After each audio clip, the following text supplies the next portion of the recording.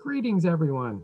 We're going to be solving this problem that involves a block of aluminum sitting on the bottom of a swimming pool. And just to be sure, it does tell us that the swimming pool is filled with water. All right, so how are we going to go about this? Hopefully, after you've worked through the first two problems, or you've seen me work through the first two problems, hopefully you're ready to tackle this one on your own. So if you haven't already, now's a great time just to pause the video and try to work through the entire problem on your own. All right, you're back. So hopefully you've solved it, but well, actually, if you're watching, you probably didn't. But that's okay. Either way, you're checking your work or you're trying to figure out how to do this one. Let's work through it together. The plan, well, we've seen in a lot of these that the plan involves drawing a free body diagram and using Newton's second law of motion. And there's the buoyant force equation. And density equals mass over volume. That's come into play a lot. So those have been the usual suspects. So let's see how far we can get with that. Go ahead and draw a free body diagram. In this case, there is a buoyant force. And yes, there is a buoyant force, even though it sank to the bottom. That does not mean that there's zero buoyant force. It just means that the buoyant force wasn't enough to hold it up all by itself. There is weight. And so the weight of the aluminum was greater than the buoyant force. That's why it sank to the bottom. But once it got to the bottom, well, now it's touching the bottom. That means there's a normal force. And so I don't know which one of these two forces is bigger, but I do know that the two of them together is going to be equal to the weight of the aluminum. All right, we'll pick up as our positive y direction. We're going to be solving for the normal force and the buoyant force. And when we use Newton's second law to solve for a force, we should come out with a positive value because we're just solving for the magnitude. All right, so let's go ahead and fill in our Newton's second law equation here. The normal force plus the buoyant force, those are both upward, minus the weight of the aluminum is equal to the mass times the acceleration in the y direction. The block was accelerating before, but we're studying it while it's at rest, sitting on the bottom of the pool, so the acceleration is 0. And we don't know much of that yet, but that's okay, we've got that down. Let's see what we can do with this buoyant force equation.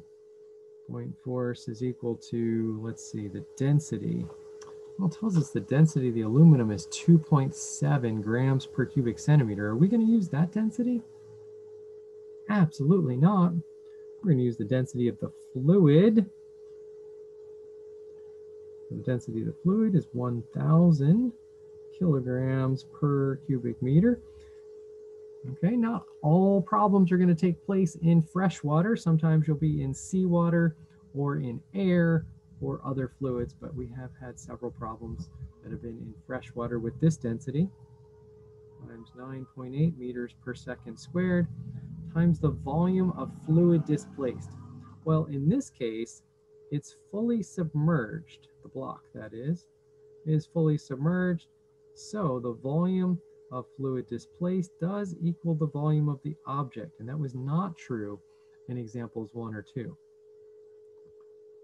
All right, so in this case, the volume of the object is 0.50 meters cubed, because this is a cubical block of aluminum.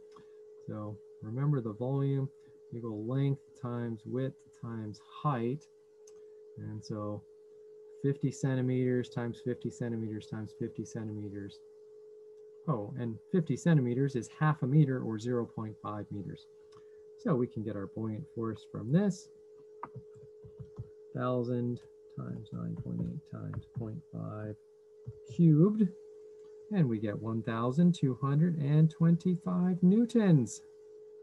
And that matches up to the answer up above, which is a good sign. Let's see. Well, we're going to be able to put that into here. We want to find the normal force. So all we need is the weight of the aluminum.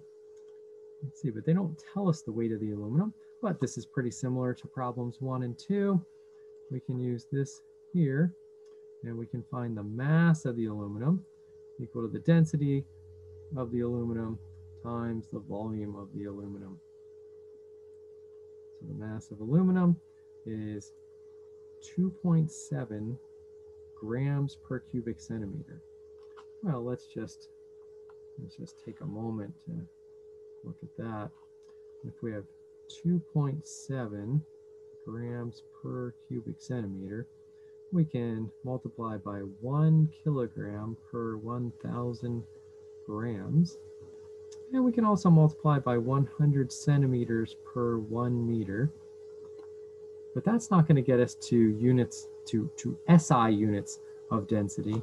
Okay, so this is the density of Al. All right. So that's not going to come out to SI units. The SI units are kilograms per cubic meter for density. So let's see, centimeters cubed and centimeters don't cancel. So we're going to cube that. The cube goes outside the parentheses. So it applies to the 100, to the centimeters, to the 1, to the meters. And we go ahead and plug that in. We get 2,700 kilograms per cubic meter, which we can use down here. 2,700 kilograms per cubic meter. And the volume again, 0.5. Oop, forgot my unit. Meters inside the parenthesis. So the mass of my good friend Al here, 2,700 times 0.5 cubed, 337.5 kilograms. So we can use that. It's not equal to the weight, but we can use it to find the weight. So the normal force plus 1,225 newtons minus 337.5 kilograms times 9.8 equals 0. And so our normal force comes out here. Let's see, 1225 minus 337.5 times 9.8. So we get negative 2,082. That's on the left side. So we're going to add it to both sides. So we get 2,083 newtons.